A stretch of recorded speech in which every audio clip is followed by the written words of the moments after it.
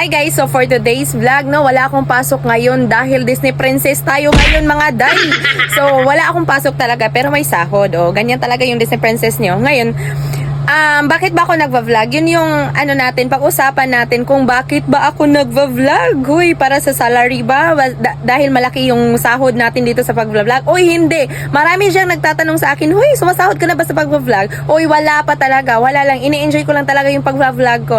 So, number one reason kung bakit ako nagva-vlog is for the memories. Kasi kapag tatanda tayo, hindi na naman natin mapigilan na tatanda tayo, di ba? So, kapag tatanda tayo, meron tayong way back.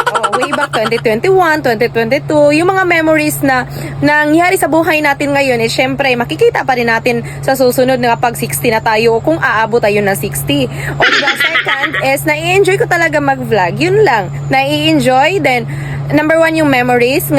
Number two is nai-enjoy. So, kung soon, sa sahod man tayo, syempre, babawi talaga ako sa mga followers ko. Yung pera is, mawawalan lang talaga yan. Syempre, mamamatay tayo, diba?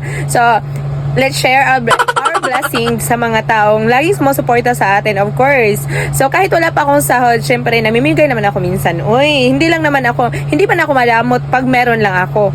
Kung soon sa sahod man tayo, sana sa sahod tayo, mas ma-enjoy pa din natin yung ano natin, pag-vlog kapag may sahod, di ba? Mag-upgrade pa rin tayo kapag may sahod na tayo, di ba? So, yun lang yung mga yung mga sabi ko sa inyo, bakit ako nag-vlog? Uy, nakakapagod. Syempre, nakakapagod lalong-lalo na kapag mag-voice over ka, para mabulol ka minsan, parang ganun.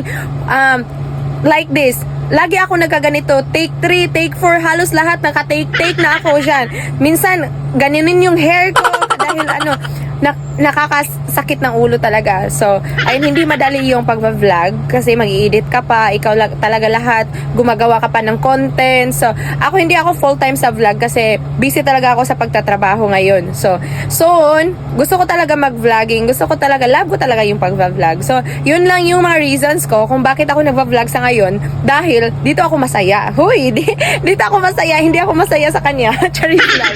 So, mas ini-enjoy ko talaga pag-vlog. So, yun lang. So, for the memories and na-enjoy ko. Syempre, soon, kapag sa sahod na tayo, babawi talaga ako sa inyo. Charis. Yun lang.